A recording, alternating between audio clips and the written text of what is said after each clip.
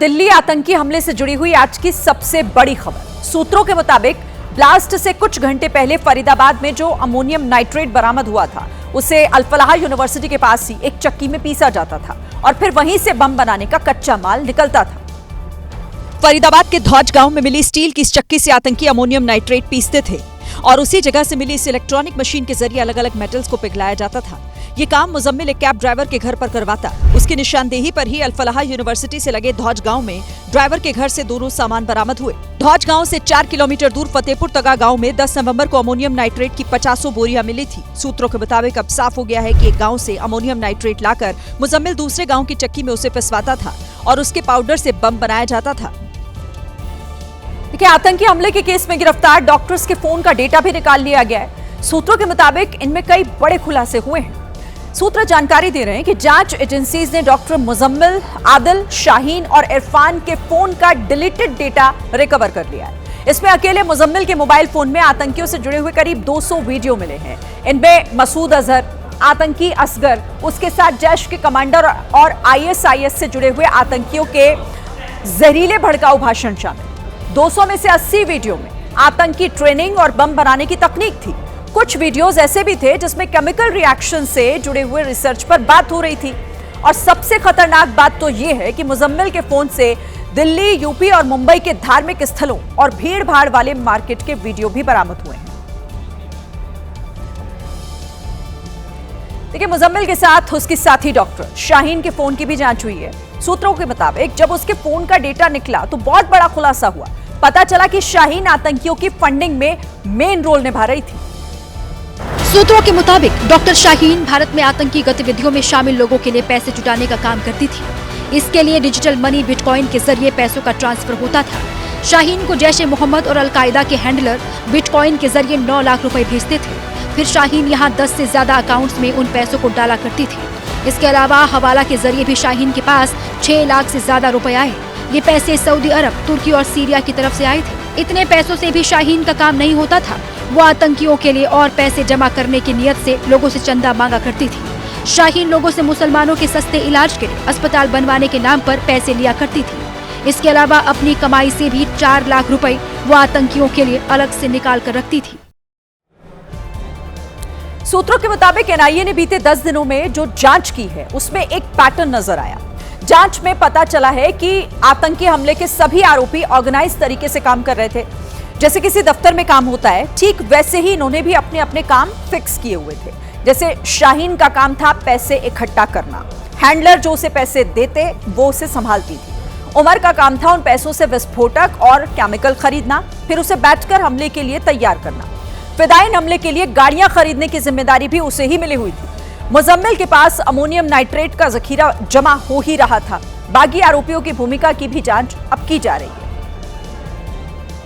तो सहारनपुर की तस्वीरें आप देख रहे थे, जहां नील गाय की वजह से ये बड़ा हादसा हुआ था। अब नासिक की बात, जहां मालेगांव में 4 साल की बच्ची से रेप और हत्या के बाद वहां की जनता आक्रोशित हो गई। न सिर्फ पुरुष बल्कि महिलाओं के साथ छोटे छोटे बच्चे भी सड़कों पर थे।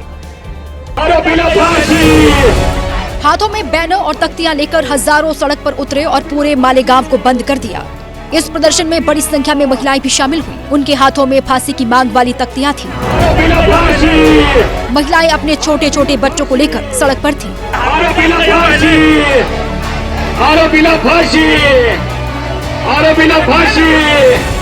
19 नवंबर की रात में बच्ची का शव मिला था। बच्ची से दरिंदगी हुई थी। जब ये खबर नासिक के मालेगांव के लोगों तक पहुंची तो गुस्सा फूट पड़ा। 20 नवंबर की सुबह आग की तरह खबर पूरे जिले में फैली। जिसने भी मासूम बच्ची की तस्वीरें देखी उसका दिल रो पड़ा, क्योंकि बच्ची को काफी टॉर्चर किया गया था। रात में ही बड़ी संख्या में लोग घर से बाहर निकलकर प्रदर्शन करने लगे थे। गुस्साए लोगों ने आरोपी का पुतला फूंका और बच्ची को श्रद्धांजलि दी। सुबह होते ही डोंगराले के लोगों ने मालेगांव से गुजरने वाले हाईवे को जाम कर दिया। ग्रामीण टायर जलाकर सड़क पर ही बैठ गए और आरोपी के खिलाफ सख्त एक्शन की मांग करने लगे। पुरुषों के साथ महिलाएं भी सड़क पर धरना प्रदर्शन करने के लिए उतरी। आरोपीला समोर आणा, त्याला आम्ही फाशी देऊ, नाही तर त्याला इथं आमच्या समोर उभं हंगामा बढ़ने पर स्थानीय नेता भी लोगों के बीच पहुंचे और सरकार से सख्त कार्रवाई की मांग करने लगे। गुस्साए लोगों को मनाने के लिए कई अधिकारी पहुंचे, लेकिन लोग मानने को तैयार नहीं थे। लोगों ने विरोध में मालेगांव की दुकानों को बंद कर दिया। और अब बात 110 साल पुरानी उस पेंटिंग की जिसने कई रिकॉर्ड तोड़ दिए हैं। हजारों करोड़ कीमत वाली ये पेंटिंग दुनिया की दूसरी सबसे महंगी पेंटिंग बन गई है। हम बात कर रहे हैं ऑस्ट्रिया के दिग्गज कलाकार गुस्ताव क्लिम्ट की पेंटिंग की, जिसकी कीमत का नया रिकॉर्ड जिसने अपनी कीमत का बना लिया है। न्यूयॉर्क में हुई नीलामी में गुस्ताव की इस पेंटिंग $236 मिलियन यानी करीब 2100 करोड़ रुपए में ये बिकी है। इस बेशकीमती पेंटिंग का नाम पोर्ट्रेट ऑफ एलिजाबेथ लेडरर रखा गया है, जिसको खरीदने के लिए 6 पार्टियों के बीच 20 मिनट तक बोली चलती रही। इस पेंटिंग को जिसने खरीदा है उसकी पहचान का फिलहाल खुलासा नहीं हो पाया है। ये पेंटिंग गुस्ताव क्लिम्ट ने 1914 से 1916 के बीच बनाई थी। अब तक की सबसे महंगी पेंटिंग लियोनार्डो दा विंची की सिल्वेटर मुंडी है, जिसे 2017 में $450 मिलियन यानी करीब 4000 करोड़ रुपए में खरीदा गया था। केरल के कोल्लम जिले से आग की डरावनी तस्वीरें सामने आई हैं, जहां के कावनाड इलाके में मछली पकड़ने गई नाव में भीषण आग लग गई। आग इतनी भयानक थी कि पूरे इलाके में काला धुआं छा गया। आग लगने से वहां काम करने वाले 2 मजदूर झुलस गए। 2 नाव पूरी तरह जलकर खाक हो गई। काफी देर तक आग बुझाने की कोशिश चलती रही। बताया जा रहा है कि आग एक नाव के किचन में लगी, जिसकी चपेट में दूसरी नाव भी आ गई।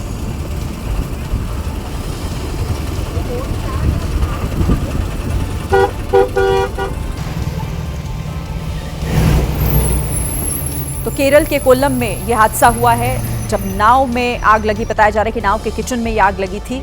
तस्वीरें आपके सामने हैं। और दूसरी नाव भी इसकी चपेट में आ गई, क्योंकि आग बहुत बड़े स्तर पर फैल गई थी, जिसके चलते इसने दूसरी नाव को भी अपनी चपेट में ले लिया और 2 मजदूर इस आग में झुलसे हैं, ऐसी जानकारी मिल रही है।